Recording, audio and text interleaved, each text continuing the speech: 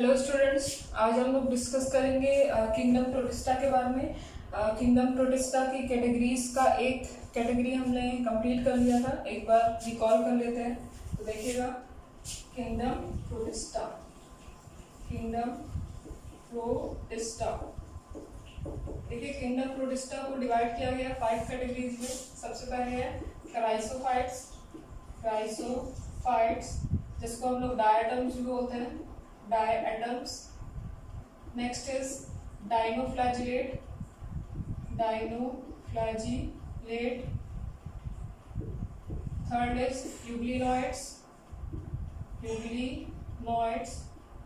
Fourth is slime mould, slime mould. And the last one is protozoans, protozoan.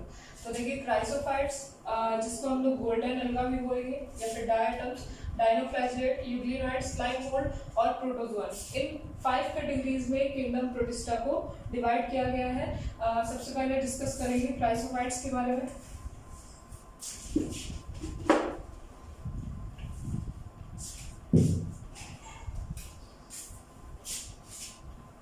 Chrysophytes, देखिए chrysophytes दो term है इसमें, क्राइसो plus fight. क्राइसो का मतलब क्या होगा? क्राइसो का मतलब होता है गोल्डन, एंड फाइट्स का मतलब होता है क्या? प्लांट्स, प्लांट्स या फिर एल्गा, क्योंकि ये एल्गा होते हैं, यूनिसेलुलर होते हैं। तो ऐसे प्लांट जो कि गोल्डन कलर के अपीयर होते हैं उन्हें हम लोग क्राइसोफाइट्स कहेंगे, या फिर इनको क्या कहा जाता है? डायएटम्स, डायएटम। तो सबसे पहला फीचर इसका क्या हो जाएगा? It is also known as golden alga, golden alga। Next इसके बाद ये यूनिसेलुलर यूकैरियोट्स होंगे, यूकैरियोट्स। देन इसके बाद इनकी जो सेल वॉल होगी, सेल वॉल ये बनी होती है सिलिका की, सिलिका के पार्टिकल। सपोज ये क्या है, मान लीजिए ये क्या है, ये क्राइसोफाइट्स का सेल वॉल है। इनका जो सेल वॉल होता है वो सोप लाइक स्ट्रक्चर का होता है, सोप लाइक स्ट्रक्चर का, और एक दूसरे से क्या होता है? ओवरलैप होता है, ओवरलैप होता है, जिसमें बीच बीच में, ठीक है, बीच बीच में प्रेजेंट होता है सिलिका के पार्टिकल्स। ये क्या है? सिलिका पार्टिकल्स, सिलिका के पार्टिकल्स प्रेजेंट होते हैं। ये देखिए, क्योंकि क्या होता है, सिलिका को डिग्रेड करना, सिलिका को डिग्रेड करना बहुत ही मुश्किल होता है, इसलिए ये जो सेल वॉल होती है, ठीक है, जो क्राइसोफाइट्स की जो सेल वॉल होगी वो बहुत सालों तक क्या होती है, मिलियन ऑफ ईयर्स तक एक्यूमुलेट होकर, डिपॉजिट होकर क्या बनाती है? डायएटोमिशियस अर्थ बनाएगी। क्या बनाएगी? डायएटोमिशियस अर्थ। बहुत सालों तक एक्यूमुलेट होने की वजह से इनको डायएटोमिशियस अर्थ कहेंगे। नेक्स्ट इसके बाद इनका जो मोड ऑफ न्यूट्रिशन होगा, मोड ऑफ न्यूट्रिशन कैसा होगा?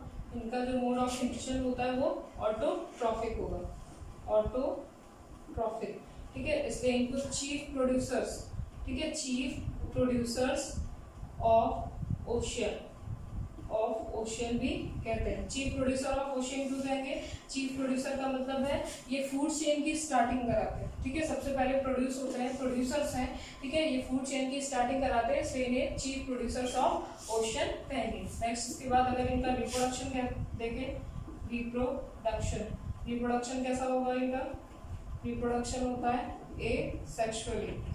Asexually by fission and by budding के थ्रू और फिजन के थ्रू ये क्या करते हैं? रिप्रोड्यूस करेंगे। तो ये है आपका क्राइसोफाइट्स के बारे में।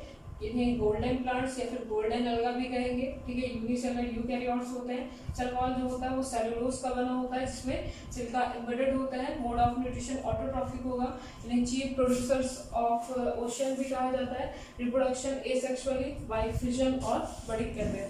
अब इसके बाद हम लोग डिस्कस करेंगे किंगडम प्रोटिस्टा के दूसरे कैटेगरीज के बारे में, जो कि है डाइनोफ्लैजिलेट।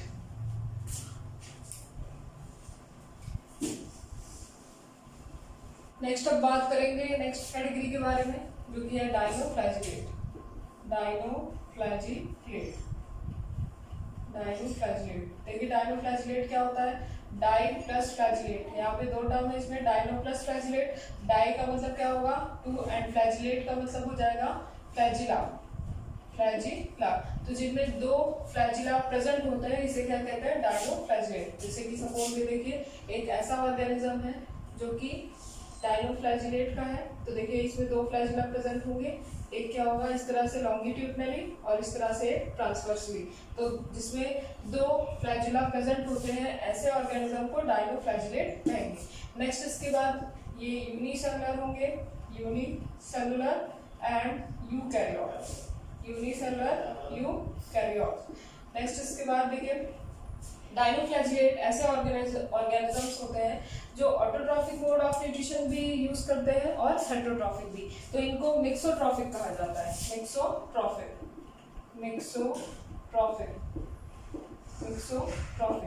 क्यों, क्योंकि ये ऑटोट्रॉफिक भी यूज करेंगे, autotrophic and also use heterotrophic.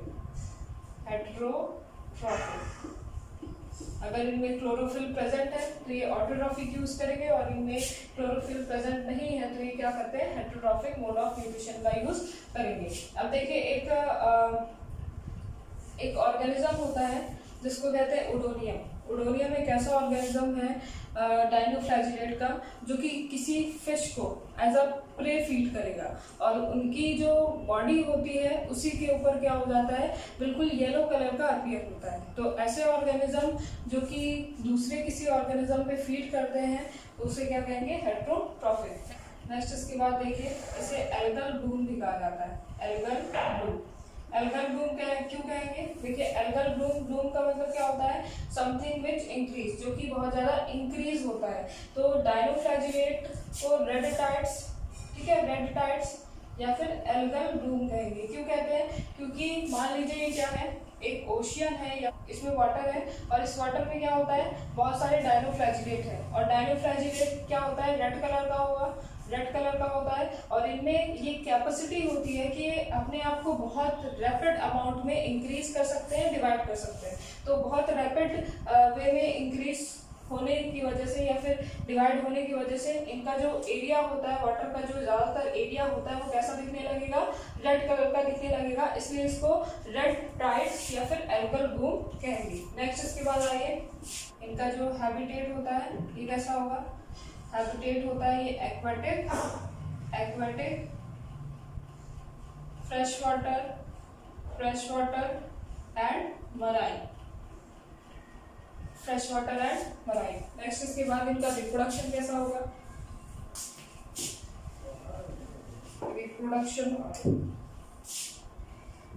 देखिए रिप्रोडक्शन जो होता है ये एसेक्सुअली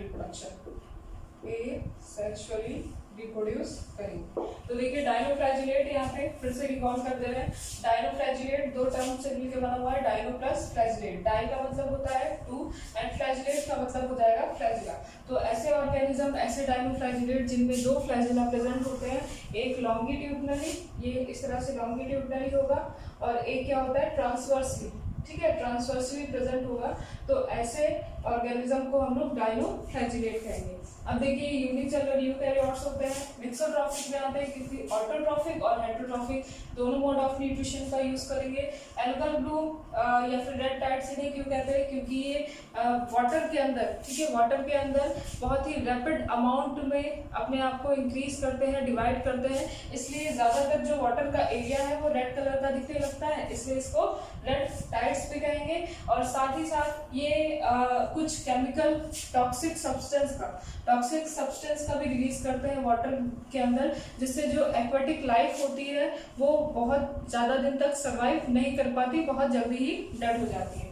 नेक्स्ट इसके बाद हैबिटेट अगर बात करें तो एक्वाटिक होता है, फ्रेश वाटर में रहेगा और मैरीन रहेगा। नेक्स्ट इसके बाद जो रिप्रोडक्शन है वो एसेक्सुअली ये रिप्रोड्यूस करता है। तो this is all about dinoflagellate. Next इसके बाद आते हैं प्रोटिस्टा के थर्ड कैटेगरी।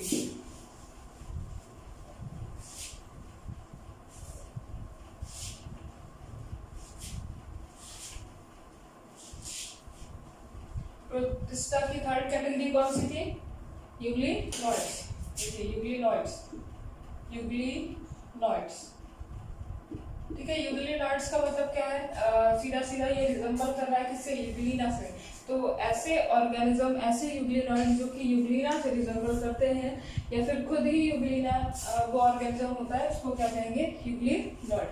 देखिए इसके कैरेक्टरिस्टिक फीचर्स क्या होते हैं, देखिए स्ट्रक्चर के थ्रू समझते हैं। ये क्या है? यूग्लिना। यूग्लिना जिसमें दो फ्लैजिला प्रेजेंट होते हैं, एक जो होता है वो स्मॉल होगा और दूसरा फ्लैजिला क्या होता है? लार्ज होता है। और इनमें क्लोरोप्लास्ट बहुत ही ज़्यादा अमाउंट में होता है। ये देखिए this is the chloroplast. Protein, ठीक है, प्रोटीन। इनकी जो सेल मेम्ब्रेन होती है वो प्रोटीन की बनी होती है, जिसको पेलिकल कहते हैं। इनकी लेयर जो होती है उनको पेलिकल कहेंगे।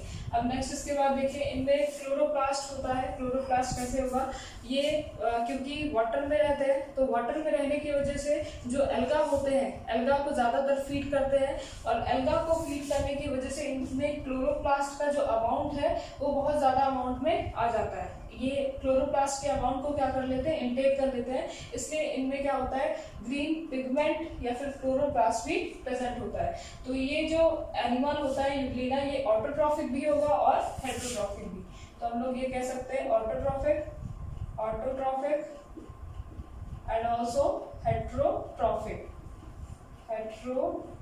ऑटोट्रॉफिक अगर क्लोरोफिल प्रेजेंट है तो, क्योंकि ये बहुत सारे एल्गा को इनटेक कर लेता है, और एल्गा को इनटेक करने की वजह से इनमें क्लोरोप्लास्ट का कंटेंट भी आ जाता है। इसलिए ये क्लोरोफिल की हेल्प से ऑटोट्रॉफिक मोड ऑफ न्यूट्रिशन भी यूज कर सकते हैं। नेक्स्ट इसके बाद हेटेरोट्रॉफिक क्या है?